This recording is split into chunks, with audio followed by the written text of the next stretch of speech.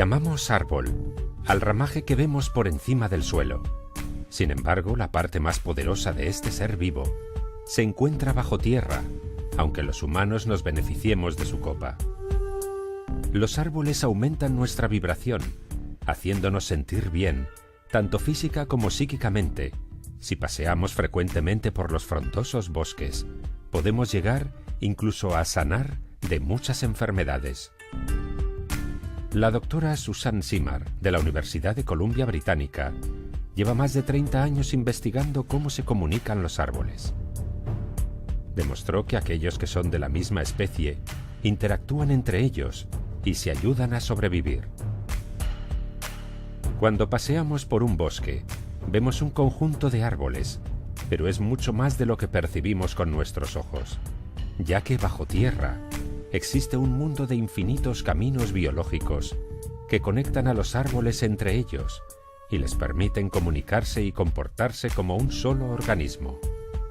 Esto nos lleva a pensar en la existencia de algún tipo de inteligencia desconocida. Susan y su equipo descubrieron que hay una red por debajo del suelo que se extiende por todo el bosque. Un puñado de tierra puede contener kilómetros de diminutos hilos. Estos hilos son micelios, es decir, raíces de hongos que tienen una simbiosis con las raíces de los árboles. Bajo tierra, las raíces se juntan con los hongos. Así, por ejemplo, un árbol envía CO2 hacia abajo y pasa por el sistema de raíces, donde los hongos, que son los mensajeros, envían ese CO2 a otro árbol que lo pueda necesitar. De modo que todos los árboles trabajan unidos, recibiendo y enviando gran cantidad de información y nutrientes, como si todo el bosque fuera un solo individuo. Los árboles son seres muy sociables, que hablan un idioma común.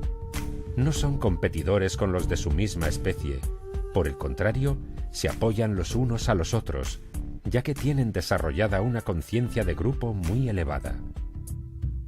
Esta teoría también es apoyada por la bióloga Susan Dudley de la Universidad de McMaster, que descubrió que la planta Impatiens pallida, cuando está rodeada de los de su misma especie, dedica menos energía a expandir sus raíces y ocupan poco lugar, pero cuando no lo está, expande sus raíces lo más rápido posible, extendiéndose a un área mayor.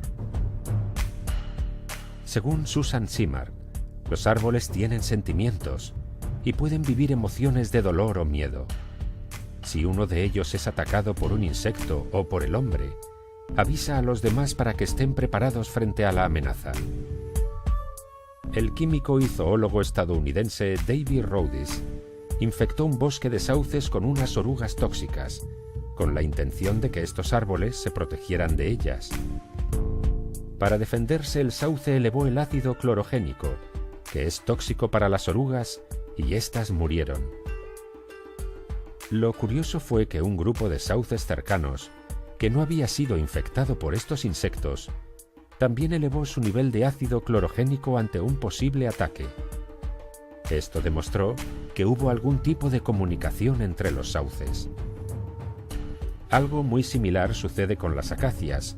Las jirafas mordisquean sus hojas tan solo un momento y enseguida lo dejan, porque saben que estos árboles, cuando se sienten atacados, generan taninos que son mortales para los herbívoros. Y no solo eso, las jirafas ya no pueden comer de ningún árbol de ese bosque, porque todos a la vez empiezan a generar ese tóxico, demostrando que hubo algún tipo de comunicación. Ya hace 20 años, otro científico, el francés Paul Carot, observó que los robles que eran atacados por orugas segregaban más dosis de taninos con el fin de matar a las larvas. Curiosamente, para alejar a sus competidores vegetales, el nogal utiliza las hojas que caen de él, que al descomponerse segregan un tóxico. También, la doctora Susan Simard habla de los árboles madre. Dice que son aquellos árboles grandes y antiguos que atraen nuestra mirada cuando entramos en un bosque y, curiosamente, están conectados con todos los árboles a su alrededor, aunque sean de diferente especie. Estos árboles, cuidan de sus retoños como una gran familia. Se produce una transferencia de recursos e información de los más ancianos a los más jóvenes. Es una pena que las prácticas de tala existentes ignoren el papel de los árboles madre de transmisión de conocimiento a la nueva generación. Los ecosistemas de los bosques son muy complejos. A través de varios experimentos, se está empezando a descubrir que el sistema de raíces de los árboles, y en general los bosques, son como nuestro cerebro. El cerebro humano se compone de neuronas y axones. Las neuronas se relacionan físicamente, pero también metafísicamente, porque se envían mensajes y dependen las unas de las otras. Por otro lado, Stefano Mancuso, profesor de la Universidad de Florencia, es una de las máximas autoridades mundiales en neurobiología vegetal. Mancuso considera que las plantas son seres muy inteligentes. Para él, la inteligencia es la capacidad que se tiene de resolver problemas, y las plantas lo hacen muy bien. Creó el Laboratorio Internacional de Neurobiología Vegetal, en el que él y su equipo llevan 10 años investigando. Está convencido de que las plantas son la base de la vida del hombre, porque son la conexión entre el sol y la tierra. La energía solar que nos llega es atrapada por las plantas, y éstas consiguen transformarla en energía química, en azúcar, que es lo que los seres humanos necesitamos para poder vivir. Sin las plantas, nosotros no tendríamos energía, por lo que no podríamos vivir. Tras muchas investigaciones, se ha podido saber que las plantas duermen, al igual que los animales, tienen un ciclo activo durante el día y descansan por la noche. Además, se están comunicando continuamente entre ellas a través de moléculas volátiles. Así, cuando olemos el perfume de una flor, estamos oliendo un mensaje que la flor está enviando a los insectos, o bien envía información a otras flores si se siente amenazada. Este doctor y su equipo llegaron a comprobar que las plantas perciben parámetros físicos y químicos que los animales no aprecian. Otra investigadora revolucionaria en este campo es la doctora Mónica Gagliano, del Centro de Biología Evolutiva de la Universidad de Western Australia. Esta doctora, junto a Stefano Mancuso y el nanobiólogo Daniel Robert, habla de la comunicación entre los vegetales y de los sonidos que emiten las raíces del maíz. Los seres humanos no oímos a las plantas porque se comunican con infrasonidos. Las frecuencias son muy bajas, pero que no los oigamos no quiere decir que esos sonidos no existan. Cada vez hay menos escepticismo a la hora de aceptar que las plantas utilizan sonidos para comunicarse. Según la física, sabemos que todo vibra y produce sonido. Y en términos energéticos, una planta gasta menos energía en emitir sonidos que en emitir señales químicas. Según estos investigadores, los vegetales tienen sensores auditivos, aunque estos son distintos a los oídos humanos o al de los animales. La membrana de las células vegetales reacciona a la vibración, de una forma muy similar a nuestras células humanas.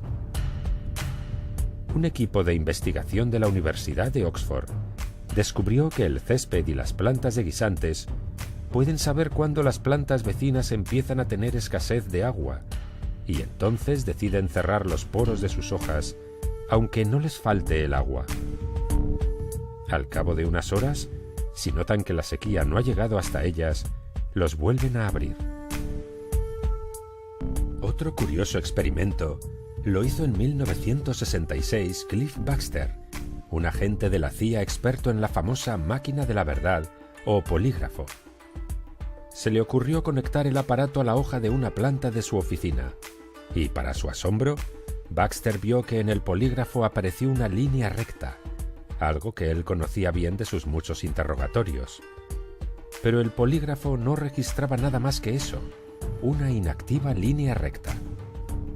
Baxter se empezó a preguntar cómo podría hacer reaccionar a la planta. ¿Tendría sentimientos? Pensó que las personas muestran esas reacciones en el polígrafo cuando se sienten amenazadas. Entonces se le ocurrió quemar una hoja de la planta, y justo en ese momento, el instrumento de registro dibujó una curva muy acusada. Eran las 3 de la madrugada, no había tocado a la planta, ni siquiera se había movido, tan solo había pensado en quemarla. ¿Acaso la planta podía leer su mente y por eso se sintió amenazada?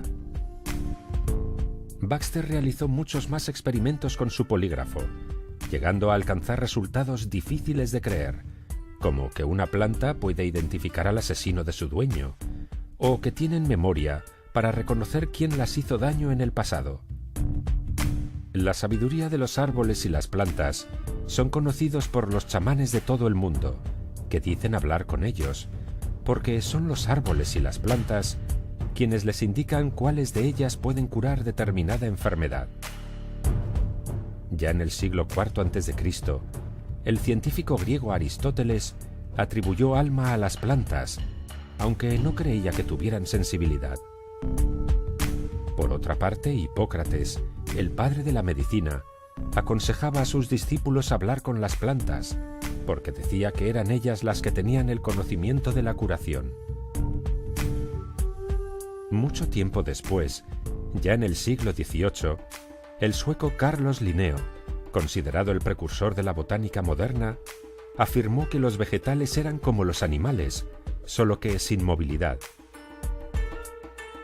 Pero a principios del siglo XX, el vienés Raoul Heinrich Francé fue mucho más allá, al afirmar que las plantas se mueven tanto como los animales, pero a una velocidad muchísimo menor. Según un curioso experimento realizado por la Real Sociedad de Horticultura de Londres, hablar a las plantas hace que crezcan más rápidamente, especialmente si son mujeres. Actualmente, varios estudios han demostrado que los pacientes recién operados que veían árboles desde sus ventanas sanaban más rápidamente y tenían menos complicaciones que aquellos que no los veían. También está demostrado que los niños con trastorno por déficit de atención e hiperactividad mejoran cuando tienen acceso a la naturaleza. Se ha podido comprobar que los vecindarios y hogares que no tienen plantas o árboles tienen mayor violencia dentro y fuera del hogar que los vecindarios más verdes. Creen que puede ser porque los árboles y las plantas ayudan a reducir el nivel de temor. Es cierto que los árboles necesitan de nuestro cuidado, pero nosotros, los humanos, necesitamos muchísimo más de su contacto para poder aumentar las vibraciones y reconectarnos de nuevo con nuestro hermoso planeta. Y sobre todo ahora que nos encontramos en un momento clave para toda la humanidad.